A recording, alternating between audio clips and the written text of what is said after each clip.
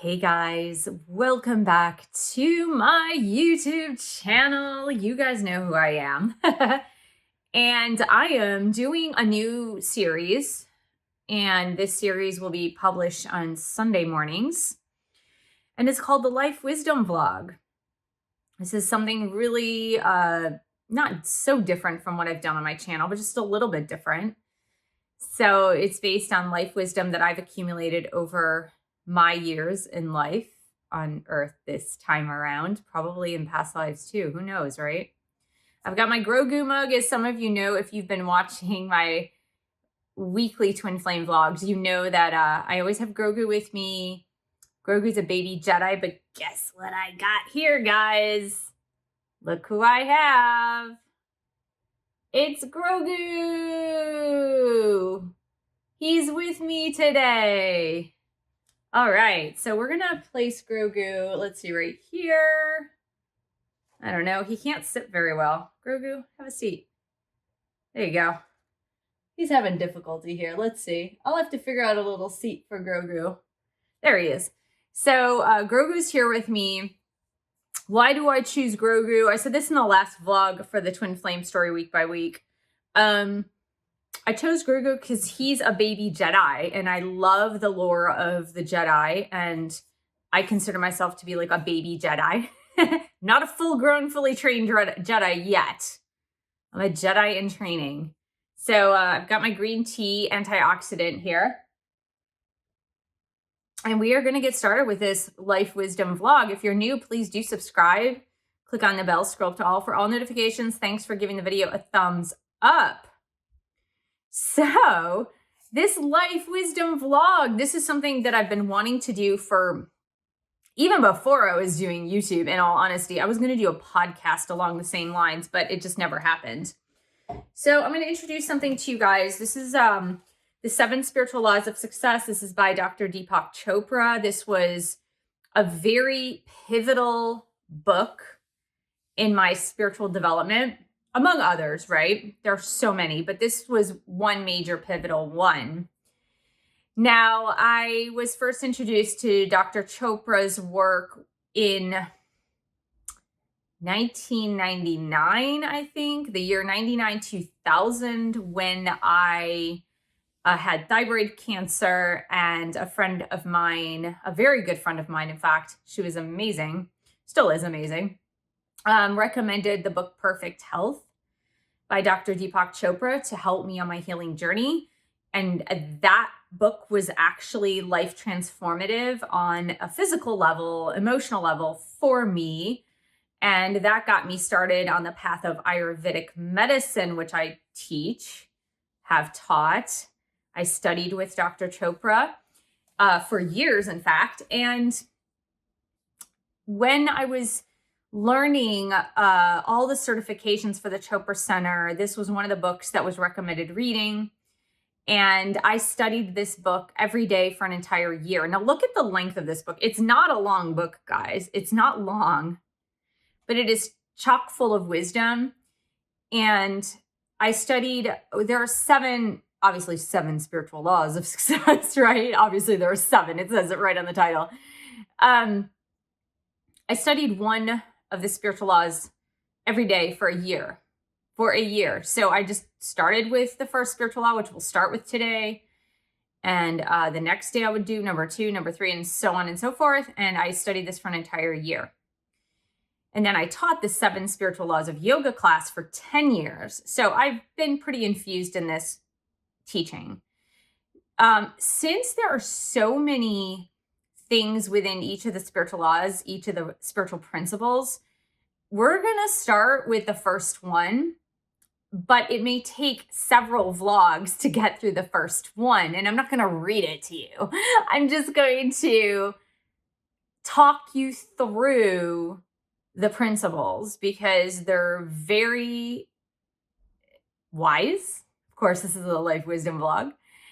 And if you apply them to your life, they are very life transformative. First spiritual law is the law of pure potentiality. And the law of pure potentiality says You are pure potential. You are infinite potential. And here's why you are infinite potential.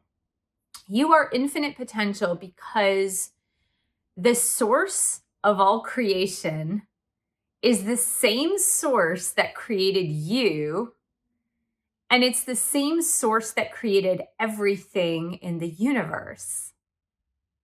So, this universal source of energy that created you and that created everything else in the universe is the source of all creation. Therefore, it is the source of pure potential, meaning anything is possible.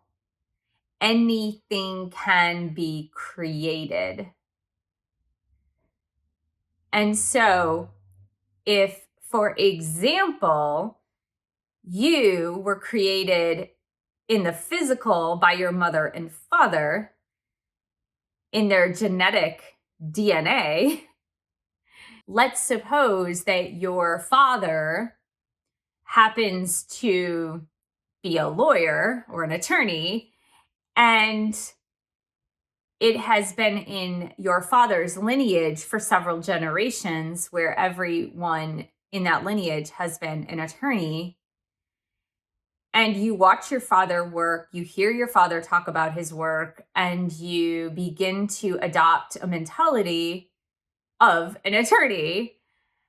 Well, when you apply to law school and you are being interviewed for law schools, and the person doing the interview says to you, "Why do you want to be a lawyer?" Well, you might respond, "I come from a family of lawyers, so it's just natural that I should be a lawyer." And not to say that you have to be a lawyer, but the source of your creation was the fact that you came from a family of lawyers. So if that feels natural to you, then it would stand to reason that it's because you come from that source. You come from the father, the grandfather, the great-grandfather, the great-great-great-great-grandfather, maybe the grandmother too, that were all lawyers. So for you, it just would seem natural to do the same. And so when we say that we come from the source of all creation, our infinite potential is the same as the infinite potential that created us. And when we come to this earth plane and we exit our mother's womb, we take on separateness from the infinite potential, the infinite possibilities that created us, and we begin to see ourselves as separate then. And it's when we begin to see ourselves as separate then that problems begin to arise. Because when we look at God, spirit, universal source as being completely separate from us, then infinite possibilities, infinite potential appears to be an impossibility for us. Because you as an individual are saying to yourself, how could infinite possibilities happen in my life? I'm just one person. I'm just one individual. I don't have the education. I don't have the money. I don't have the upbringing. I don't have the status. I'm not the right skin color. I'm not the right socioeconomic echelon. I don't come from the right country. I don't come from the right city. And we begin to create excuses surrounding this notion of infinite possibility. of infinite potential, of being one with the source of all creation that created everything in the universe and therefore lives within you. Going back to the example of your father, who's a lawyer, the grandfather, great-grandfather, for generations, family of lawyers. And on some level, right? On some level, the lawyer lives within you because of that really strong influence that has been propagated throughout generations. You know, it could even be the development of the brain into that logical thinking that has been honed, that skill has been sharpened throughout the generations. And so that when you inherit your father's DNA, you have that skill that's already sharpened because of the changing of the brain that has sharpened those skills. And so you take on his genes and it just is easy for you, for example.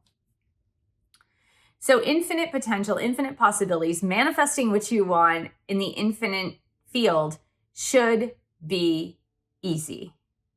It should be easy, right? Because if you come from the source of all creation, you are a piece of the source of all creation. And therefore, creating anything in your world must be easy, right? It must be easy. How could it not be easy? You come from infinite source. You come from infinite creativity. You come from pure potential. But that's not how we live, is it? That's not how we generally live. We live with self-imposed limitations. We live with this false belief system that because of my external circumstances, I cannot have what I want. I cannot attain that which I desire because of A, B, C, or D reasons. And on the outside, they sometimes look like very valid reasons why you can't have what you desire, why you can't attain or achieve. Because we identify with these external reasons so much so that we completely believe them. We convince ourselves. We believe in those external sources. When the only true source is within. The only true source is within. And the problem that gets in the way of infinite potential, pure potentiality, is the vantage point. And we'll finish with this today because this is getting like quite long and deep, and hopefully you are following this. I mean, I know for many of you, you've been on a spiritual journey for years, perhaps decades, and this is nothing new to you. But for others of you that have more recently embarked on a spiritual journey in this way, right? Not having to do necessarily with religion, but just more with spiritual growth, spiritual development, it may seem a little mind-boggling. And so the problem with creating whatever it is you desire, the problem with manifesting and creating your life with infinite possibilities is your vantage point. And so most of us, we are taught from the time we exit our mother's womb. And in fact, I talk a lot about this, and I'll show you the book here, a little self-promotion here. You got to do that from time to time. I wrote this book, I believe I published it in 2020. I don't even know anymore. This is crazy. Why don't I remember this? Yeah, I published it in 2020. Heal Yourself for Return to Wholeness, the integration of body, mind, soul, and spirit. And I talk about this principle that I'm about to tell you, but I talk about it at length. So it is the vantage point, meaning from the time you exit your mother's womb, you are taught to have an external point of reference. And we call that, in spiritual circles, we call that object referral. Object referral, right? So it can be an object, a literal object. It could be a concept, a situation, an idea, or a person. And so object referral means because of something outside of me,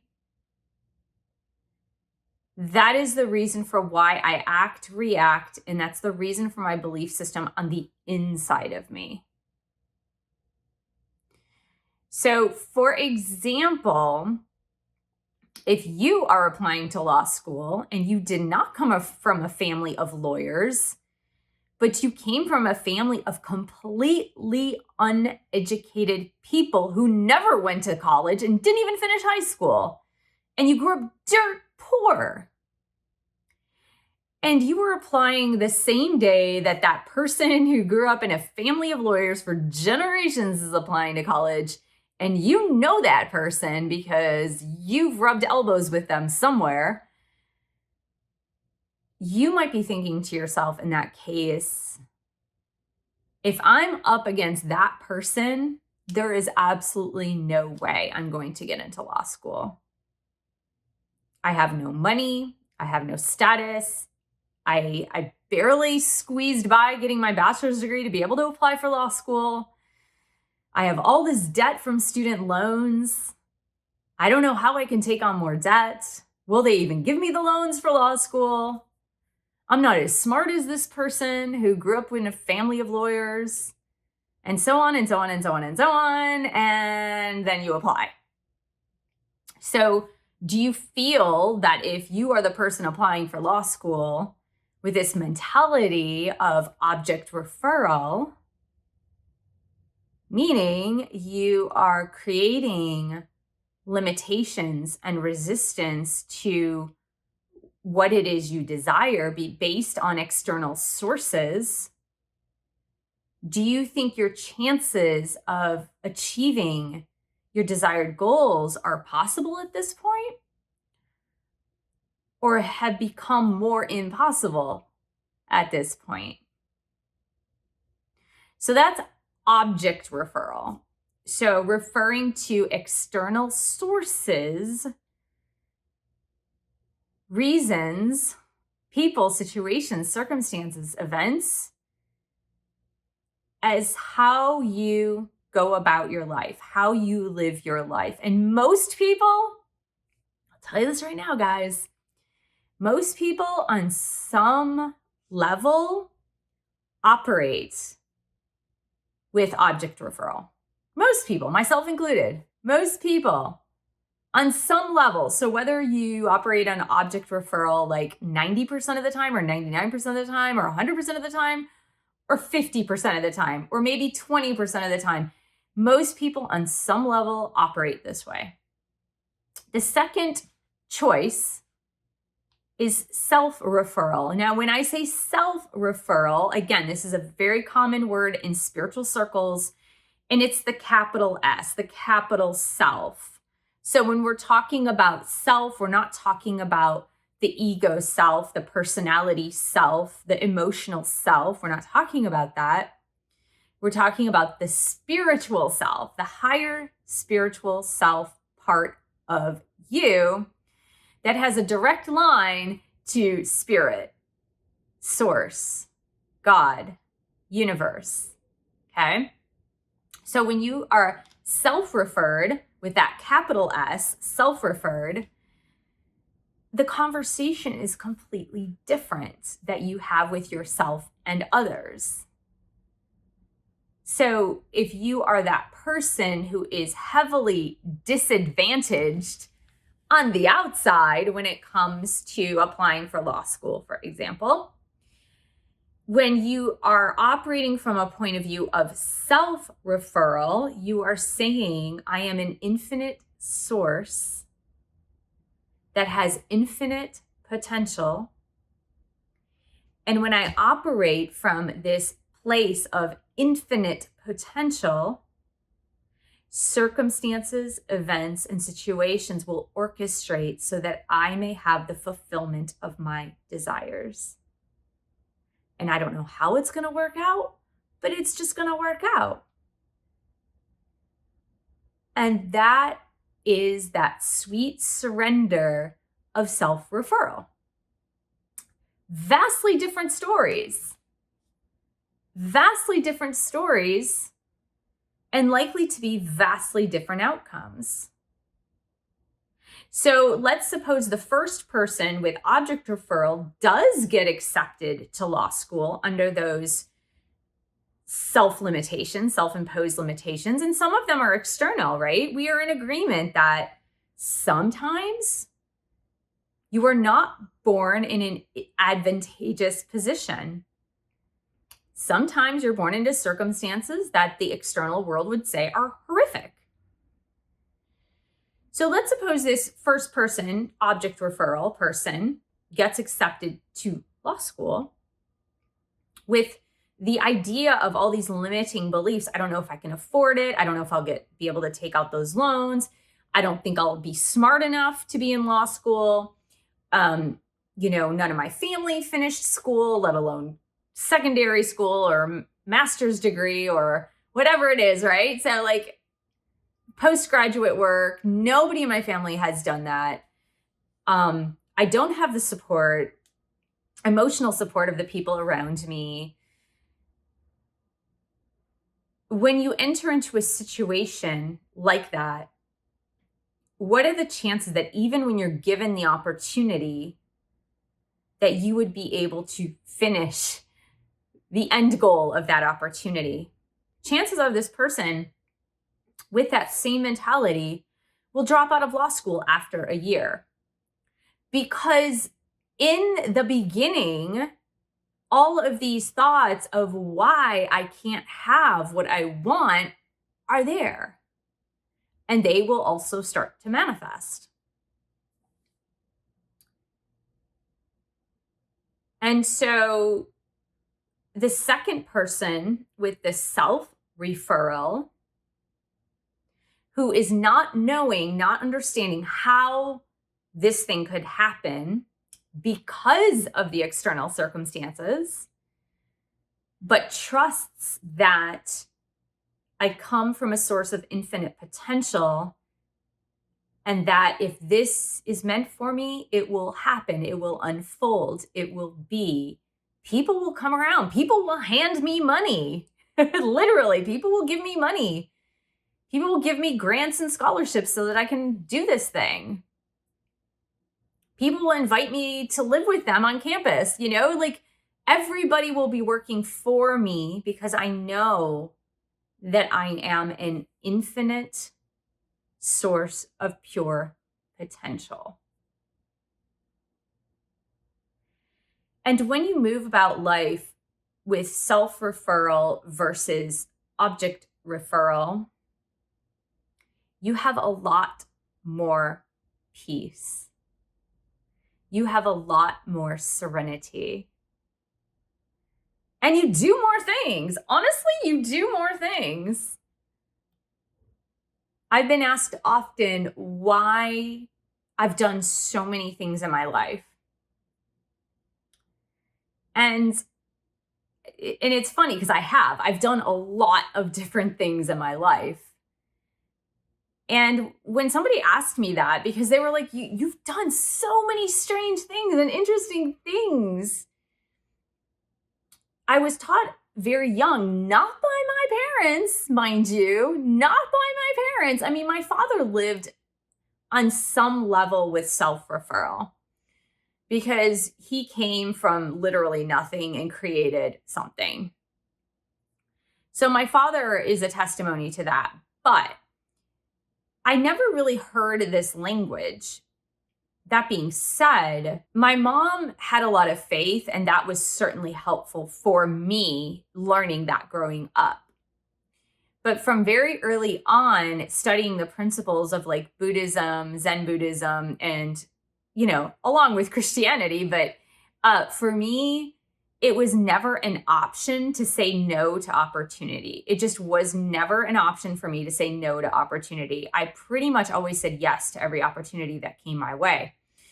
So because of that, because of my ability to say yes to every opportunity that came my way, I created this mentality of pure potentiality. Like seriously, not knowing where things would go, not knowing how things would develop, not knowing where I was going to get the money to do these things. It just didn't matter. I just said yes and counted on things working themselves out. And as a result, I've done a lot of really interesting things in my life because I've never thought that something was totally impossible.